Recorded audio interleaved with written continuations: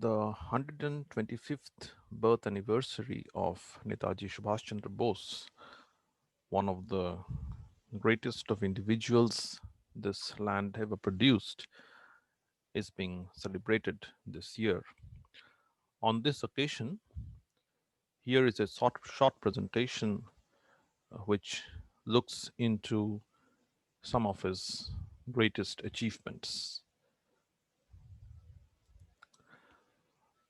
On 21st October 1943, at the Cathay Theatre in Singapore, Netaji Subhash Chandra Bose proclaimed the Arzi Hukumati Azad Hind, the provisional government of free India. You can see a photograph of the time. You can see Netaji reading the declaration and his closest aides on the dais. It was covered by the press at that time. The Free India government formed. The Azad Hind government was immediately recognized by Japan, Germany, and the Axis powers. And 3 days later, it declared war on the British Empire and the United States, as you can see in the newspapers of those times and the posters. The struggle of the Azad Hind in the last phase of India's long freedom movement really needs no introduction. It has been widely commemorated, for example, in this 1950 illustration in the illustrated volume of the Constitution of India, now stored in the Parliament Library, in several commemorative stamps in 60s and 90s. And above all, the Azad Hind and Netaji are movements and individuals who have been hugely respected, revered, adored, kind of enshrined in the hearts of millions and millions of Indians till this day. At the same time, it must be noted that although they're so widely respected, the details of the Azad Hind movement and the ideals of those extraordinary men and women and what they had achieved, how they were fighting British imperialism, and what they had achieved in their movement and what they hoped to achieve in India are still not very widely known in the general audience. This is kind of quite sad because there is no dearth of reading material about Netaji and his work. There are his own writings, his letters, his speeches and broadcasts, the works of professional historians, the memoirs of his comrades who fought with him, and there's a lot of reading material for anybody who's interested. So all that, of course, it's a huge topic, um, and it's not possible in this short presentation.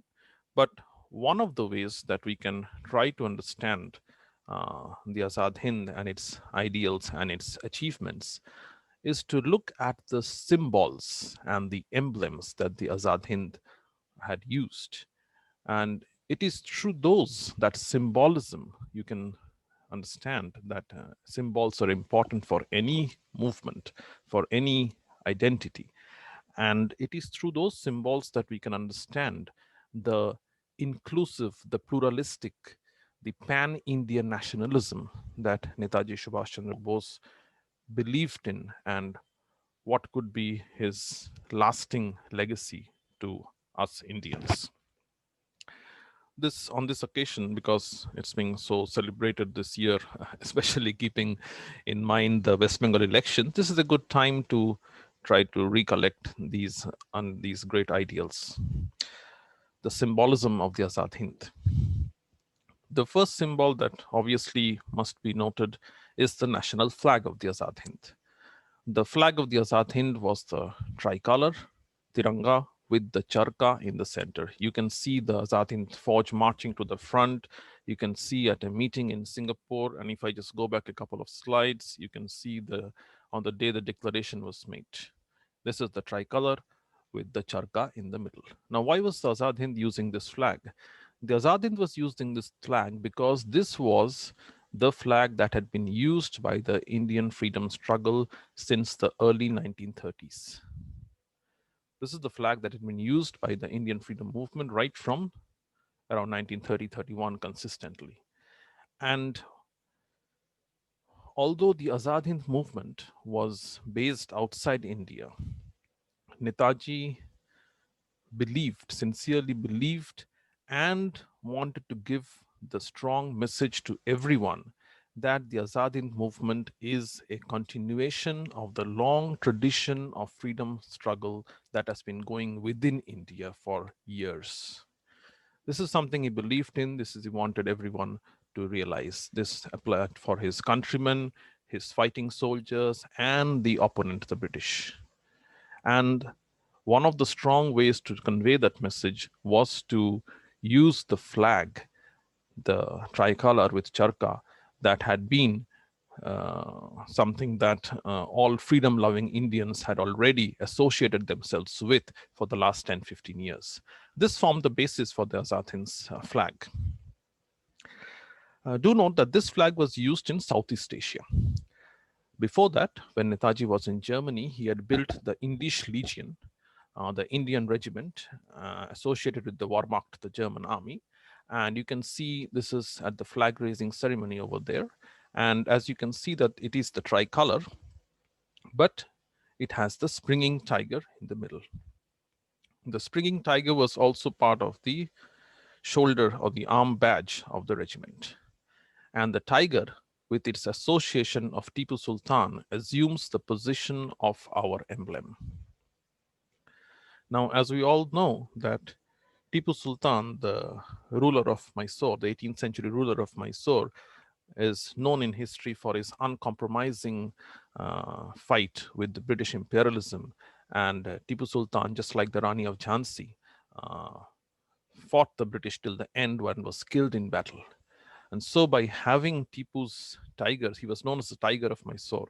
And by having Tipu's tiger on the flag, the message that was going out is that we are going to be as diehard, as uncompromising in our struggle against British imperialism. The next that comes up is the national motto. The motto of the Azad Hind, Ittifaq, Itmad, Qurbani. Ittifaq, unity, Itmad, faith, Qurbani, sacrifice in Urdu. This was the national motto of the Azad Hind Fauj, the soldiers and officers. The civilian wing of the Azad Hind, the Indian Independence League, they used something identical, very similar, that is Ekta, Vishwas, and Balidan. And this is something that was very much part of the thought process, the ideal of the Azad Hind. And you can see that best in the INA memorial on the Singapore coast. The INA memorial was a monument raised in memory of the martyrs of the INA who had fallen in battle. This was built in the end of August 1945. It was on the Singapore coast. This is an old photograph. And in an act of barbarism, the British, when they recaptured Singapore, they placed dynamites and blew it up. A replica is today seen in the Netaji Bhavan in Calcutta. And you can see very prominently, it's given over there, Ittifaq, Itmad, Qurbani, faith, unity, sacrifice. That leads us directly to the national greeting or salute. And this needs no introduction. It is one of the most popular salutes, greetings of the 20th century. Jai Hind, glory to India or victory to India. The Jai Hind remains hugely popular, and it was coined in Germany in the around 1941-42, 941 rather. It was coined by Abid Hassan, who was Netaji's secretary and confidant, and his only Indian co-passenger in the submarine journey. You can see the photograph of them on the submarine deck. Now, Netaji in Germany had asked Hassan to come up with a crisp and inspiring greeting, that was acceptable to all Indians. And Hassan kept on thinking about it. And after a couple of failures, he had something of a brainwave, that Jai Hind. And he kind of, the anecdote goes, he rushed to Netaji and said, I got it. And what is it? Jai Hind. And Netaji himself also liked it and said, okay, make sure that everyone uses it. The Jai Hind, I need not stress, remains hugely popular. It is widely used even today. And it is one of the lasting legacies of the Azad Hind to us. Another lasting legacy is the national anthem, the Jana Gana Mana. When Netaji escaped from Calcutta and finally reached Berlin in 1941, he set up the Free India Center at Berlin. And there he found a lot of several good associates who were dedicated to him and the Indian freedom movement, like A.C.N. Nambiar, Swami, Hassan, Ganpule, Girija Mukherjee, Vyas. And they got together and had a lot of discussions. And in one of those discussions, it was decided that the Tagore's Jana Gana Mana would become the national anthem. Netaji himself was very fond of the song. He realized this is a truly representative national song, one that uh, beautifully showed the cultural uh, peoples and geographical diversity of India, and yet the underlying unity. And so it was decided. And then Netaji asked Indians residing in Berlin, B.L. Mukherjee, Ambik Majumdar, that why don't you please fine tune the musical notation for this so that the Western orchestra over here can pick it up. And they did so. And at a international conference in Hamburg at the inauguration of the German Indian Society in September 1942, the Jana Gana Mana was formally introduced as India's national anthem. And you can see a photograph of the time. You can see Netaji giving a speech on that occasion and the members of the Hamburg Radio Chamber Orchestra in the background. They are the ones who played it that evening. Now, all this was fine. The Jana Gana Mana is in literal Bengali what is known as Shadhu Bhasha. And so when Netaji was in Southeast Asia, he said that we should have an easy Hindustani, Hindi Urdu translation of the Jana Gana Mana. And excuse me. So the result was the Sab Sukh Chain Ki Barkha Barse Bharat Bhagya Hai Jaga. And this was translated by Abid Hassan and J.K. Bhosle of the Azad Hind Fauj and Mumtaz Hussain, who was an official of the Azad Hind Radio. And it was known officially as the Qawmi Tarana, the song of the people, the song of the land. And it was set to music by Captain Ram Singh Thakur, the bandmaster, who would go on to become one of the most famous of the Azad Hind veterans. And they had their gramophone officially released, and it's a beautiful song. You should listen to the full one. I just play the first stanza.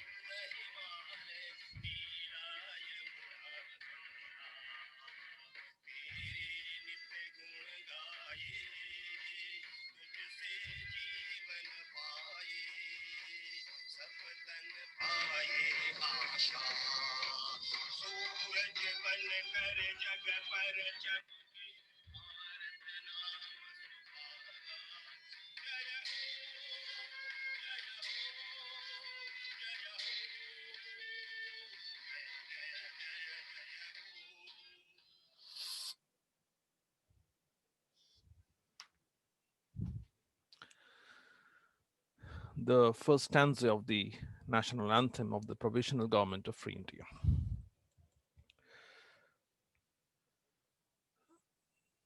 The motto, the anthem, the slogan, the greeting, all of this, point towards the use of languages. And the Azad Hind movement made extensive use of India's various languages.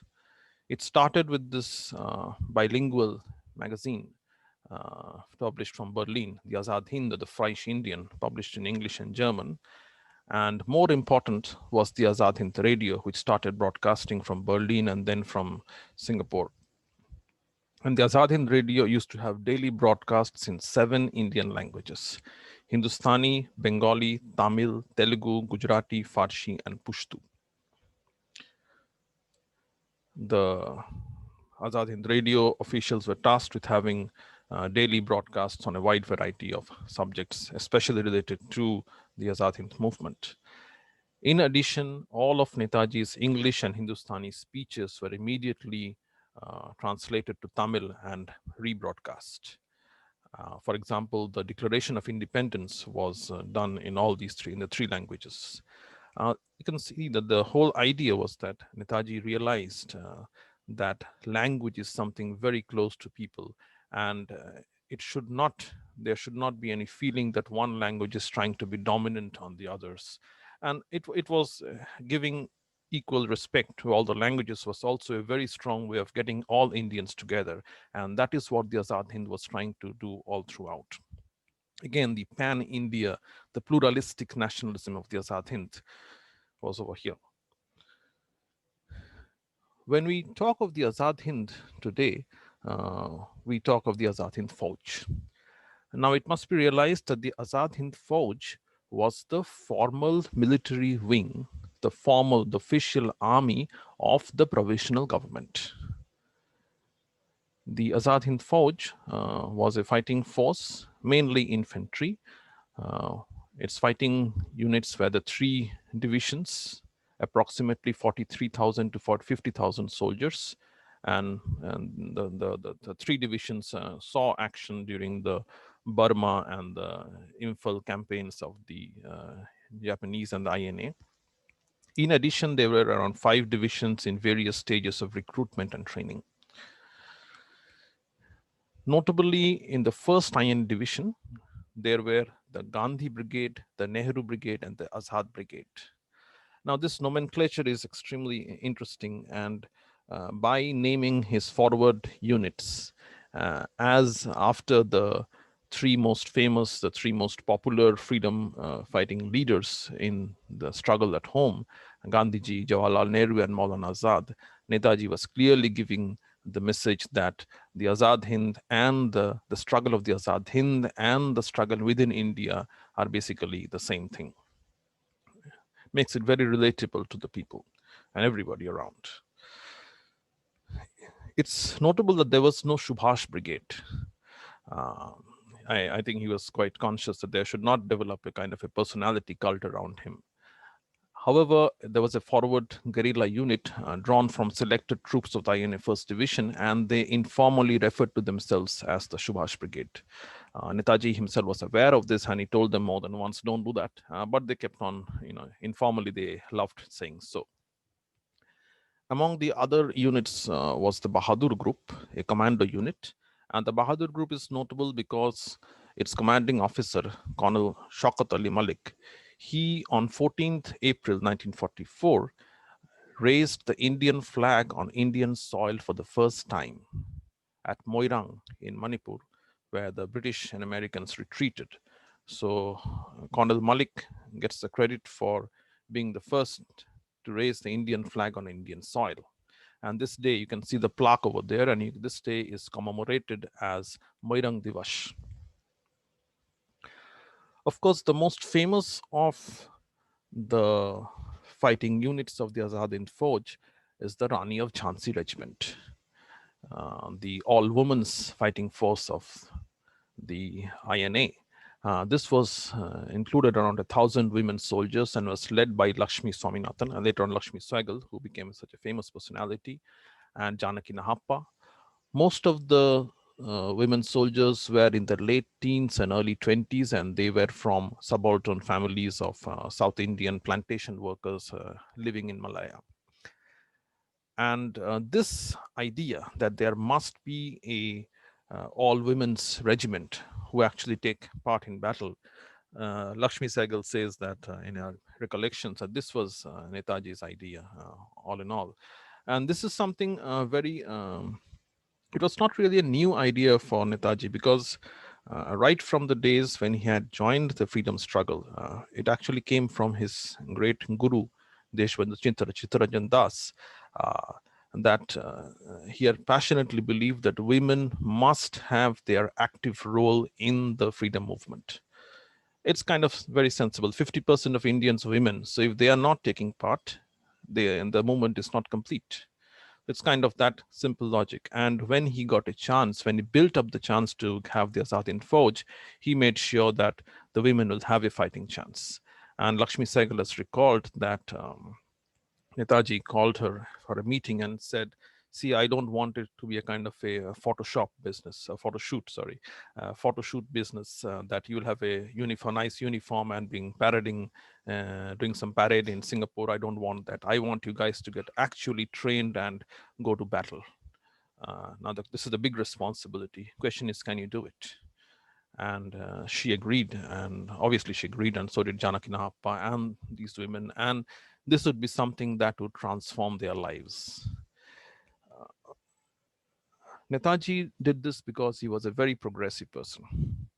The objection came from the Japanese. The Japanese were the main supporters of the Azad Hind, and they were the Japanese government was a very socially orthodox system, and they said, no, you can't have this. Now, the Japanese government of the day was a very socially orthodox government, just like Nazi Germany was a very socially orthodox system. And in their worldview, the position of the woman is at home. So they said, no, we can't, you're not going to have this. We don't have a woman force in our army. Why do you want it? But Netaji put his foot down. He was going to have it. And that is where you have another very stellar associate coming in, Atavar Yalappa, who was the head of the Indian Independence League. And he said, no, it's okay if the Japanese don't support. I am going to make sure that we get the accommodation and the uniforms and the food and lodging and training for the women. And they actually received training in both combat and nursing and were sent to the front. But by the time the course of war had changed, and they were mainly put to nursing duties because already the Japanese and the INA were in retreat at the time. All this, as you realize, demands a lot of finances. And Netaji, like Gandhiji, was a master of raising funds. His speeches, his talks were so inspiring, and he was so good at diplomatically handling tough people that people were moved and a lot of funds could be raised. And based on that, the National Bank of the Azad Hind was established in April 1944. There were people like Abdul Habib Marfani and Hiraben Betai of Rangoon, very prosperous business families, and they donated their entire fortune for the bank. In addition, the Indian community across Southeast Asia raised around 200 million rupees. And this formed the basis for the bank. The Japanese were not very happy, but Netaji would have this financial independence. And in fact, circumstances had made him ally with the Japanese and the Germans, but he was aware that there were ideological differences. And in any case, financial independence is important for any movement, any country. And in fact, the interesting thing is that the money that he took from Germany and was taken as the memorandum was, it is kind of a national loan, and that India would repay that whenever possible. And when he actually got chance to raise money from the Indians in Southeast Asia, he actually went on to do that, and the bank came into existence. Now, a lot of the work, the finances of the Azad Hind was managed from the funds over here. However, the National Bank of Azad Hind had another role for the future. The idea was that as the INA, or the hope was, as the INA and the Japanese moved into India and the British Americans retreated, there would be liberated areas. And the thing was that those areas would no longer have the British financial system. Instead, that is where the National Bank of Azad Hind would come in. And for this purpose, already Netaji had instructed that sample notes be prepared in the Mint of Tokyo. And this is one of the sample notes. You can see, very interesting note. You can see the map of India and his signature and Netaji's photo. And then on the four sides, corners, you can see Gandhiji, Maulana Azad, Jawaharlal Nehru, and Lakshmi Swaminathan. That's a very, again, that inclusive idea. You'll see this again and again, this inclusive, you move along with everybody who's important. Of course, Of course, this was for the future. These notes were never really put into use. They were for the future. And in the day-to-day transactions, it was the Japanese dollar that was used by Azad Hind, just like everyone across Southeast Asia at the time. Similarly, we come for the medals of the Azad Hind. Sorry, after the currency notes, we come to the medals of the Azad Hind.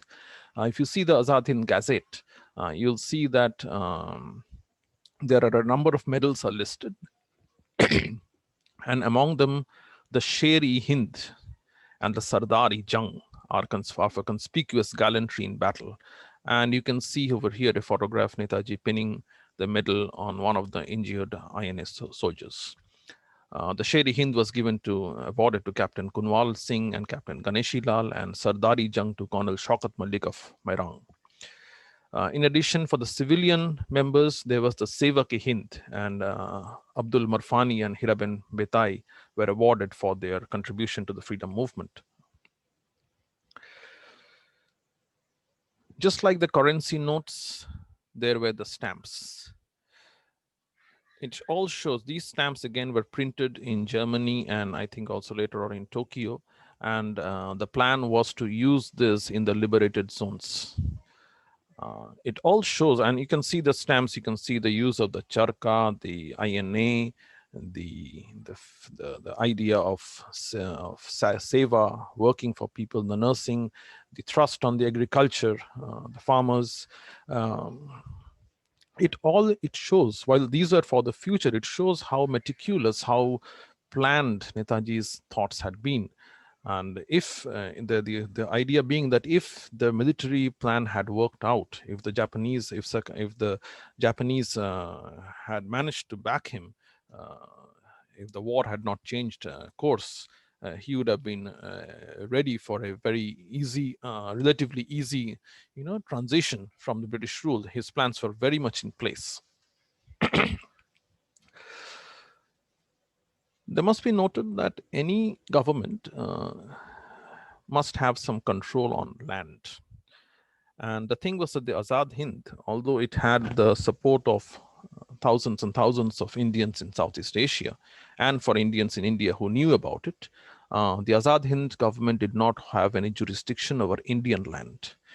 And for this purpose, the Japanese ceremonially handed over the Andaman and Nicobar Islands to the Azad Hind.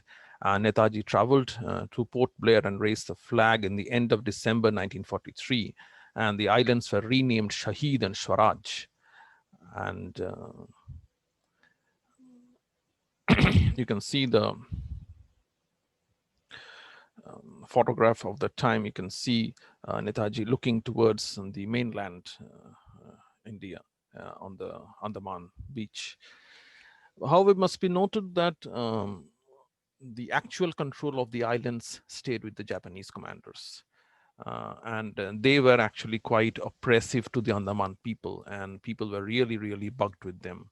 And this caused a lot of friction between the Azad Hind and the Japanese commanders. The Azad Hind officials over there repeatedly complained that the Japanese are very stubborn and racist in their attitude. And this kind of, and it was never really resolved. Now, thing is that this kind of friction happened throughout the Azad Hind's time. While Netaji got along very well with the Japanese top brass, and they were very, very impressed with him, there were actually a lot of friction at the ground level, where there was a lot of Japanese officials and commanders who were very racist and supremacist in their outlook. And they tried to boss on the Indians, and the Indians would not accept that. So this kind of kept on happening throughout the movement. At the heart of all of this huge activity was the cabinet of the Provisional Government of Free India. This consisted of Netaji's closest aides. And you can see the cabinet composition. Netaji Subhas Chandra Bose, head of state, prime minister, minister of war and foreign affairs, and then Lieutenant Colonel A.C. Chatterjee, later Raghavan, Lakshmi Swaminathan, Minister of Women's Affairs, A.M. Sahai, S.A. Iyer, Rashbihari Bose. Now, this is striking. because, as you know, Rashbiari Bose was a great freedom fighter from the early part of the 20th century. He was in self exile in Japan at the time. He was quite aged also. And there was a largely a ceremonial post for him in the provisional government as a supreme advisor. And again, this shows us the idea of Netaji, that showing that this is the Azad Hind, this part of the long freedom fighting tradition that has been going on for 50 years. You see, we have Rashbiari Bose, the great Rashbiari Bose, as our chief mentor, that kind of idea which goes out. In addition, there were advisors, very dedicated people to Netaji from the large Southeast Asian Indian communities. And because it was a government with a strong military objective, there were a number of representatives of the INA. Now, if I just run through the names, what is obvious is that the composition of the cabinet also demonstrated the pluralist ideals of Netaji and his vision of a united and non-sectarian Indian government. He had men who were dedicated to the cause, who could get things done, but he was also trying to make sure that they represented all the regions, all the communities of the country. Again, that pan-India pluralistic nationalism. This is a very strong message that he's giving to us. And this applied not only to the cabinet, it applied to the way the Azad Hind Fauj, for example, was structured. And in it, it went just opposite of the British Indian Army's organization, because the British Indian Army was organized on these kind of community and martial race and caste lines. And Netaji had studied that, and he knew that it was this divisive tactics would have to go. And when he got a chance, he made sure that the Azad Hind Fauj was completely opposite of that. So the soldiers of the Azad Hind lived, lodged, dined together, irrespective of religion and caste. And differences over customs were amicably solved. And Abid Hassan has left a very beautiful recollection in this regard. And he says that Baluchis were there among us, and Assamese, Kashmiris and Malayalis, Pathans and Sikhs and Gujaratis. Every region in India was represented, and every religion and every caste mixed inseparably together, not only in bigger formations, but even in small platoons and sections, each unit being a living tribute to the unity of India. That is what Netaji and thus Azad Hind had achieved. It's a very strong message and very relevant. Hassan has also added, we had our different private faiths and we had our different languages. But in our purpose and in our political belief, we were a well-knit, determined, and indivisible whole. The idea is that Netaji had not asked them to give up their private faiths or their individual ideas and customs. He had asked them, he had inspired them to transcend those differences and work for the common political objective, which would be good for everybody. That is the message. Lakshmi Sehgal observed something very interesting. She says that in the INA, we never observed any sort of religious rite. We never observed any sort of religious rite. But there was a custom of mutual exchange of during the festivals. On Diwali, a Hindu festival, the Muslims arranged something and invited the Hindu women to be their guests. When the Muslim Eid came around, the Hindus returned the courtesy. At Christmas, there were carols. Now, it must be noted in this context that Netaji himself was a theist. Unlike Nehru, who was an agnostic, and Bhagat Singh, for example, who was a declared atheist, Netaji was a theist, someone who believed in God. And he actually believed in a mother goddess, and he used to do his daily prayers. But as his associates noted, they noted, is that this was entirely his private sphere. As S.A. Iyer, his minister, noted, his faith was not an article for parade. He never even once spoke his God in public. He lived him. Actions speak louder than words. And so you can see where uh, what he was in his private life and what he was in his public as the political fighter for India's freedom. And this idea was not really from the Azad Hind days.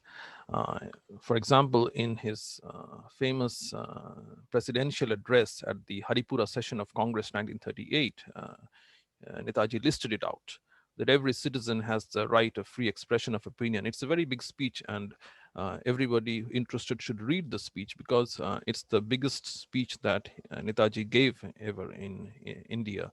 And it kind of gives a very strong outline of his thoughts at the time. And every citizen shall enjoy freedom of conscience and the right freely to profess and practice his religion. The culture, language, and script of the minorities and of different linguistic areas shall be protected. All citizens are equal before the law, irrespective of religion, caste, creed, or sex.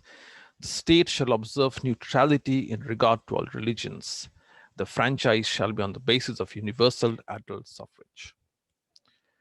And when he had a chance, when he built up the chance to put these thoughts into action in the Azad Hind, uh, it's clear what he, I think it's clear by this time, the pluralistic, the pan-India idealism that was working here. And in this context, the last paragraph of the declaration of the Azad Hind government is here. The provisional government is entitled to and hereby claims the allegiance of every Indian. It guarantees religious liberty as well as equal rights and equal opportunities to its citizens. It declares its firm resolve to pursue the happiness and prosperity of the whole nation equally and transcending all the differences cunningly fostered by an alien government in the past. That is the message of Netaji Subhas Chandra Bose. That is the message of the Azad Hind. Jai Hind. Thank you.